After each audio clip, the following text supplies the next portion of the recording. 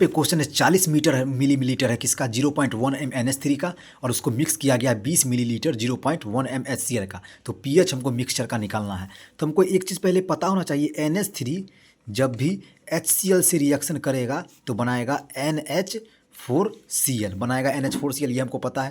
NH4Cl एक salt है, NH4Cl एक सॉल्ट है, वाइट कलर रहता है, NH4Cl एक सॉल्ट है। तो यहाँ से स्टोइकोमेट्रिक कोफिशिएंट के अनुसार अगर इसका 1 मोल रिएक्ट करेगा तो इसका भी एक मोल लगेगा और 1 मोल इसका बनेगा।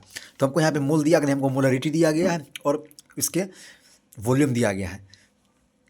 तो हमको एक चीज़ यहाँ पे पता होना चाहिए, जब भी मोलरिटी निकालते हैं तो हमको मोल्स बट्टे वॉल्यूम लेते हैं, मोल्स बट्टे वॉल्यूम लेते हैं। तो यहाँ पे हमको वॉल्यूम दिया गया है 40 मिलीलीटर है, तो n बराबर हो जाएगा m इंटू वी। तो m है 0.1 एम NH3 के लिए और v है 40 मिलीलीटर। तो जब भी अगर हम मोलरिटी को अगर हम गुना करेंगे किससे, मिलीलीटर से, तो हमको जो मिलेगा वो मिली मोल मिलेगा, मतलब मोल का ही छोटा यूनिट मिली मोल मिलेगा। यहाँ पे मिली मोल मिलेगा तो n बराबर क्या आ जाएगा 40 इंटू 0.1 मतलब 10 मतलब 4 मिली मोल। हमको आ गया 4 मिली मतलब m मोल हम लिख सकते हैं। वही HCl का भी उसी प्रकार निकालेंगे तो n बराबर हो जाएगा, n बराबर क्या हो जाएगा, कितना दिया गया है इसका मोलरिटी 0.1 इंटू 20 मिलीलीटर मतलब आ गया हमको कितना 2 मिली मोल, 2 m मोल इसका हमको आ गया HCl का 2 m मोल। अब यहाँ पे रिएक्शन के अनुसार 1 मोल जब इसका रिएक्ट करेगा तो इसका भी 1 मोल करेगा और 1 मोल बनाएगा। तो यहाँ पे इसका 2 मिली मोल है, इसका 4 मिली मोल है। तो यहाँ पे लिमिटिंग रिएजेंट कौन है, ये HCl है, लिमिटिंग रिएजेंट की तरह काम करेगा। ये तो पूरा का पूरा रिएक्ट कर जाएगा, लेकिन NH3 पूरा का पूरा रिएक्ट नहीं कर पाएगा, क्योंकि NH3 अगर 4 मिली मोल है तो इसको भी HCl भी 4 मिली मोल चाहिए, लेकिन HCl 2 मिली मोल है, तो कुल मिला के 2 मिली मोल NH3 ही रिएक्ट कर पाएगा। तो अब रिएक्शन लिख देते हैं, NH3 plus HCl arrow NH4Cl, तो 2 मिली मोल और जो बनेगा वो बनेगा 2 मिली मोल। तो हमको NH4Cl का मोल NH4Cl का मोल 2 मिली मोल आ गया, NH3 का भी पता है, HCl का भी पता है। अब हमको क्या गया है, pH निकालना है मिक्सचर का।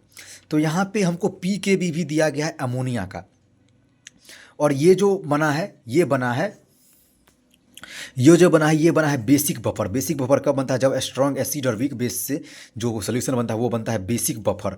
तो हमको POH निकालने का क्या फॉर्मूला होता है, यहाँ पे PKB दिया गया, PK नहीं तो POH निकाल सकते हैं, PKB plus log salt concentration बट्टे बेस कॉन्सेंट्रेशन, सेल्ट कॉन्सेंट्रेशन बट्टे बेस कॉन्सेंट्रेशन। तो हमको यहाँ पे पता चल गया है NH बेस कॉन्सेंट्रेशन कैसे निकलेगा, 2 मिली मोल इसका रिएक्ट कर गया था, 2 मिली मोल बच गया था, बेस यहाँ पे NH3 है, यहाँ पे NH4Cl का 2 मिली मोल बना है, 2 मिली मोल NH4Cl का बना है। तो इसका भी हम निकाल लेंगे मोलरिटी सॉल्यूशन में, इसका भी मोलरिटी सॉल्यूशन में निकालेंगे और इसका भी मोलरिटी निकालेंगे। इसका पूरा टोटल ये दोनों मिक्स हो जाएगा तो टोटल वॉल्यूम हो जाएगा 60 मिलीलीटर, और ये 2 मिली मोल मोलरिटी निकालने का फॉर्मूला होता है मोल बट्टे वॉल्यूम, 2 मिली मोल बट्टे 60 मिलीलीटर। सब कुछ हम मिलीलीटर में ही पुट कर देंगे क्योंकि मिली मोल है यहाँ पे। वही NH4Cl का भी 2 मिली मोल है और टोटल वॉल्यूम हो जाएगा 60 मिलीलीटर। तो हम निकाल ही लेते हैं, NH3 का मोलरिटी हो जाएगा 2 मिली मोल बट्टे 60 मिलीलीटर, और इसका भी हो जाएगा NH4Cl का भी हो जाएगा 2 मिली मोल बट्टे 60 मिलीलीटर।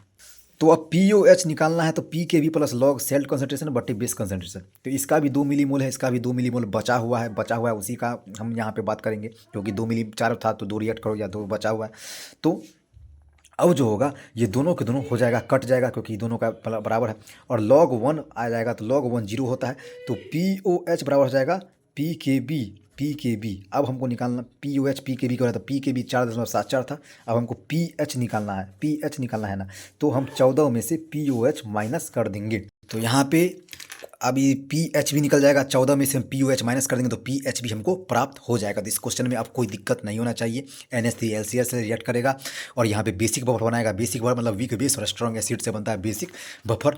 तो बेसिक बफर का हमको pH निकालने का क्या फॉर्मूला होता है, PKA plus log salt concentration, PKA plus log salt, ये बेसिक बफर है तो POH निकलेगा PKB plus log salt concentration बट्टे बेस कॉन्सेंट्रेशन, और POH हमको जब आ जाएगा तो हम pH भी निकाल लेंगे। pH में हम 14 से माइनस कर देंगे, POH को आ जाएगा तो यहाँ पे सेल्ट कॉन्सेंट्रेशन और बेस कॉन्सेंट्रेशन दोनों के दोनों बराबर आ गया सोल्यूशन में सेल्ट जितना आया और जो बेस बच गया था उसका भी कॉन्सेंट्रेशन बराबर आ गया, तो हमको पी एच प्राप्त चल गया यहाँ पे।